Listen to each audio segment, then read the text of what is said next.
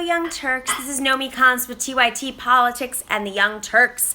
So there's a lot happening right now in the world ever since Donald Trump was inaugurated. You have, I believe, a crisis of the Constitution. So I'm not sure if a lot of you saw this, but there was a video that went out yesterday that we edited of my time at a protest, a No Dapple protest in New York City at Central Park in response to Donald Trump's memoranda that called for the continuation of construction of pipelines. So while I was out there for several hours in the pouring rain and the hail, they were barricading and pushing off and shoving reporters right in front of Trump Tower, not letting us out of the barricades. And we had an altercation. They actually shoved me at one point and told me I wasn't a reporter, I was a protester. But before that happened, there were 7 journalists that were arrested in Washington, D.C. during the inauguration covering another set of protests. You have people who have not legitimate news media. And I mean, when I say legitimate, I mean like organizations, like things that are registered, not like Bob's Nazi News Blog, is one of the guys I spoke to said. They were banned from having White House press passes, from covering the president. At the same time, there's a little bit of protocol in the White House press corps. So when there's a daily briefing, it's been tradition for over 40 years that they call on the Associated Press first. And I know a lot of people have mixed opinions about the Associated Press and cable news and corporate news. I hear you on that, and I completely agree with you. But let's separate that for a second. The way that Donald Trump is treating the press is unprecedented. And what I want to say here is this is a constitutional crisis, all right? Steve Bannon, who built the alt-right, has encouraged the White House to call on the Christian Coalition, that's not a news organization, that's a political action committee. They're first to ask questions in the White House press briefing room. Like the 4th and the 5th is Associated Press. You have alt-right news organizations asking questions in the White House press room, okay? So journalists are getting arrested. They're saying who can ask questions in the White House press room. They're attacking journalists. They're shoving journalists, not allowing to cover. There are Facebook pages that are being shut down right now by journalists because alt-right organizers who've been on Reddit decide to flag these journalists over and over that they have to suspend their accounts. They are in full operation fascism. This is fascism mode. Okay, so with all this being said, I personally can't take this. And I know a lot of journalists out there are like, well, we can't get political. Our news editors say we can't protest. Sure, you can't protest, but you know what you can do? You can do things on your own terms. So we've launched something today, a group of journalists. We have about 20 journalists that have come together, and we're going to announce all the details in the next couple of days as we get the press passes and the logistics settled.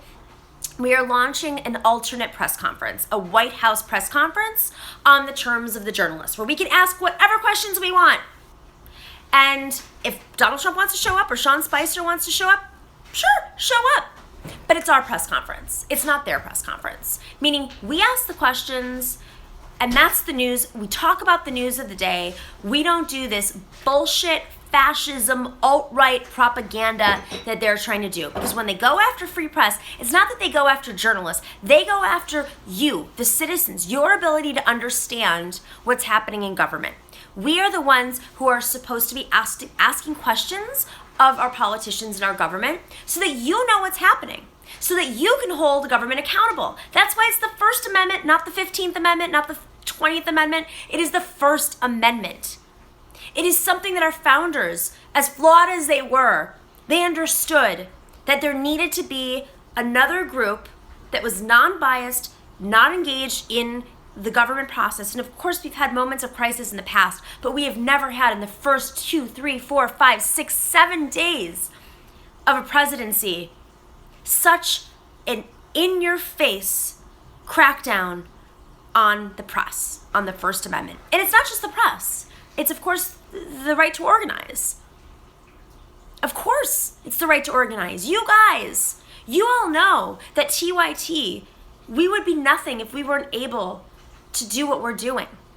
And he'll find different ways to crack down on us because he knows that the largest generation in history is not consuming news through CNN and MSNBC and the associated. They're on TYT. They're organizing online. They're sharing their stories, their live streams.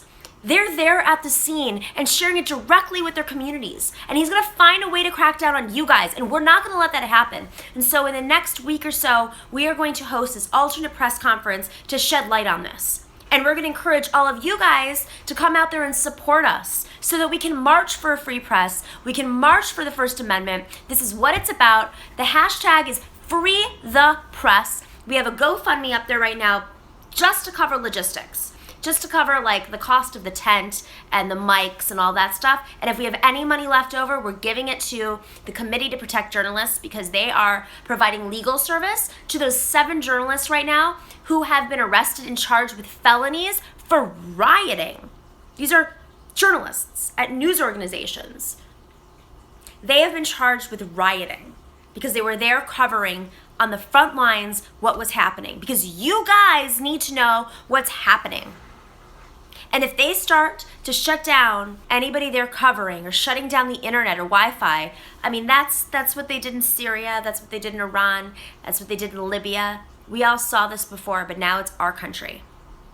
And so I encourage you to support us. If you are a journalist, show up in DC and cover this press conference, whether it's asking questions or just covering the event. If you're a citizen, I encourage you to come out and march with us for the freedom of the press.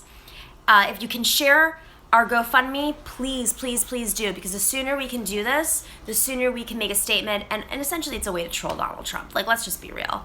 I mean, we're standing for free press, we're asking questions, but we're having all types of journalists there. I mean, he wants to do things on his terms, and we have to remember that this country is ours. And so when you shut down the press, that's a constitutional crisis. I love you all. You can find me on Twitter at Nomiki Konst, NOMIKIKONST. We'll be posting more information as we go, but we appreciate all of your support. Hashtag Free the Press. There's a GoFundMe at Freedom of the Press, and you can find it on Twitter right now. All right, thank you all.